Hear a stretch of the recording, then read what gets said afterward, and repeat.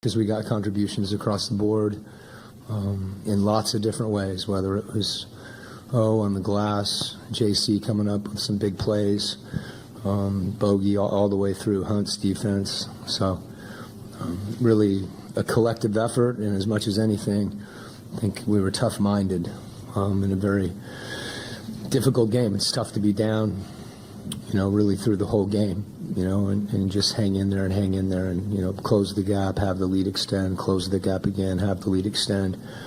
And we just didn't capitulate to that.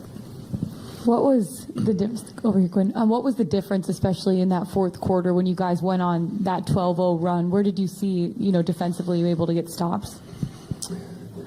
I think sometimes the game is about making plays, and got our hands on a couple balls, came up with some rebounds that, were 50-50 balls. Trey tipped one, on a rebound that he couldn't get. And I thought, offensively, we played at a good tempo, and that started with Trey. He just, I thought earlier in the game there were times he just, he knows he wants to make a play, and as the game went on, I thought his pace got even more controlled, and that allows his reads to be better. And we made some shots, and a bunch of guys in the fourth quarter because we kept shooting. And speaking of those shots, 19 made threes. Like, how are you guys able to take advantage, especially on the perimeter? Because I know that's something that Boston does well, and you're able to limit them, and you guys made all the shots. You pick your poison with Boston. As far as I felt like we gave up the rim in the first half, and that to me was, it wasn't a tactical adjustment as much as it was just an emphasis. And our guys heard what we talked about, and we began to shift a little more, help a little more timely. And with the shots, it's we've said it, and guys are starting to say it to each other. It was great to see Trey. What did he take, 13 threes? I think I can't read anymore with my, and JC took 9. Sometimes the ball doesn't go in right away, but we have confidence in each other taking those shots and want to keep shooting. That's kind of how the game went.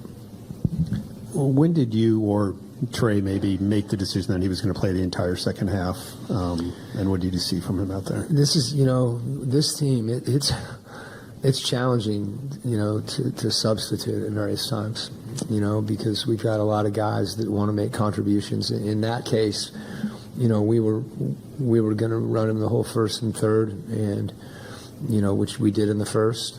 And at the end of the third, felt like we needed to be right there and keep the game close and not let it get away, and we needed him in the game. And he was long timeouts, a quarter break, so I'm not sure a minute or two here or there. Sometimes it can settle you as much as anything. I don't know that you find a reservoir of energy, coming out of the game, in some of these moments for guys that, in pretty good shape. And then obviously I'm sure you and all the players know you guys were pretty lopsided underdogs coming into this game. What was Trey in particular like behind the scenes, whether before the game, halftime, on the bench? What was his attitude? Really, we didn't talk about that.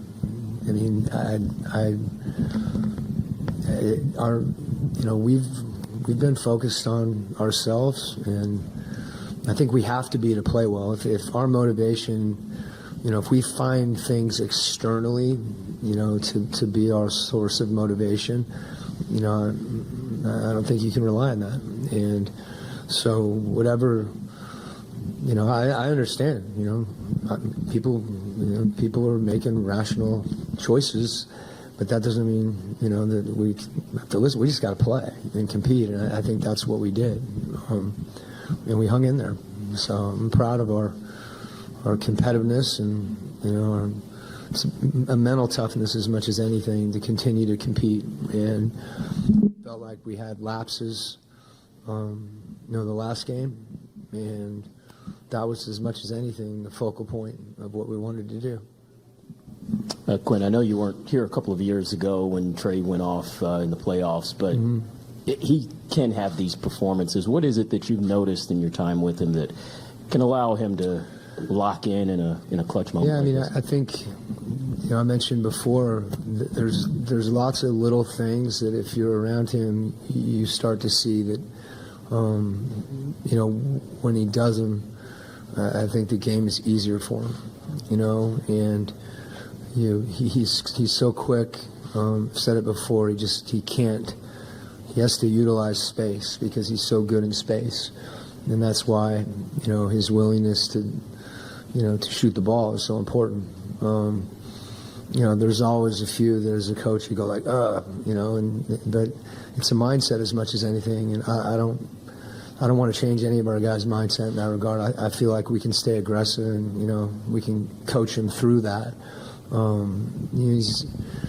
We talked a couple games ago about keeping his dribble alive. He kept his dribble alive. There were a couple of times he didn't, and he kind of looked over the bench and like, I got you. Where you don't have to say anything, and like I said, I think his range opens up the lane for him, and the game slows down for him, and his teammate. And part of it is it's when we ran. One of the things you look at, he needs space, he needs spacing, and he also needs to give the ball up. And that's those decisions when the ball's in your hands are really important. And he's willing to do that too. So, he's a heck of a player. With Onyeka, he played the entire fourth quarter. Mm-hmm. Just curious what about this matchup makes that more, I guess, the best. He was playing well. I mean, I think that's the playoffs, and that's something I think our guys are even beginning to understand more. I told JC at a timeout if they went small, I was going to sub Sadiq back in. They stayed big. He stayed in. And to our guys' credit, that's not always easy. And from my standpoint, those are really hard decisions, and you never know. You don't get them all right. You just do your best, and I think guys really supporting each other in those situations, is what matters the most, particularly in this environment, because it does become matchup-oriented at times. I said it before the game. You don't always chase matchups, but oftentimes, particularly with Boston, you need to be conscious of that because they're so good at beating you off the dribble one-on-one. But I thought we had kind of a next man up mentality when guys came out of the game. There was visible support for one another, and I think that's huge. You could point to that as much as anything as far as what kept us together. I mean, you had Clint supporting JC supporting Sadiq, Sadiq supporting JC. Everybody talking to Hunt. Well, he's got just such a tough job throughout the whole series. Being connected is what you have to be to have some success. And now we got to, I won't say flush it, but we got to let it go and get ready for another one because we already know, we lost game 4 at home. And we're going back for another one, and we have to have the same mindset we did tonight. We were different tonight than we were in Game 4. Yeah, Coach, you talked about it before the game that in the back of everybody's mind, you knew it was a closeout game, but you guys came out with a sense of calm from the beginning. Yes, I mean, I think you alluded to it. I mean, I think there was a focus. Yeah. You have to execute, and that means playing hard. It also means continuing to play as much as anything. I thought we didn't get discouraged, and when there were runs, we were able to respond. And again, that's a credit to our guys. And I think again, how connected they were when those things were happening. Hey Quinn, down the stretch, when this place really got loud, really got rocked, and it seemed like Trey kind of raised his game and got better as it went along. What's it like having a guy just with that mindset? You have to ask him. As a coach, I think, I believe in him, and his teammates believe in him, and, I'll say it again, he believes in his teammates. When someone's open in the corner, he's the one hitting JC and knocking down a shot, and it's really easy to pick apart those decisions. You should have done this, you should have done that. But you could tell, you look in his eyes and there was a calm. And sometimes that happens, in the middle of a storm. Quinn, on the final possession, was the plan just for Trey to go and try to get his shot? Yeah, it's I think giving him the ball in space and letting him look to make a play. I told him to try to get to the rim if you can. But if you have space, just, be instinctive and make a play, and we all believe in you. Quinn, you talked about John Collins. Could you just describe a little bit about the lift he gave you guys tonight? Yeah, he's probably one of the guys, that really played with a lot of grit tonight, and really proud of him, And I mentioned the timeout situation where, I told him, if they go small, we're going to go back to Sadiq, because Sadiq was playing well too, and they didn't, and he was ready to go. And he made some, rebounds, hit some big shots, but just in the flow of the game. He didn't press himself onto the game, and there were opportunities for him, and we talked about that, to just be aggressive, and don't think, be instinctive, and, we believe in you. Thank you. It seems like the intensity of the series really kicked up a notch after games 1 and 2. Just what do you attribute that jump to? I think that's kind of characteristic of the arc of the series.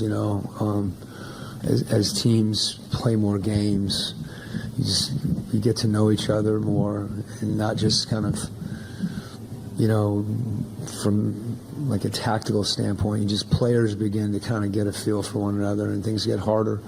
If you defend something a number of times, you're able to anticipate it, even if it's unconscious. And again, not that the games are, less meaningful early, but I think particularly for us, I think our guys start to, experience, what's required and the level of intensity and consistency that you have to play with over the course of a game and over the course of a series. So, again, this is nice, but we got to do the same thing for Game 6 and can't lose any focus about what we need to do, because, as you said, it gets harder and harder.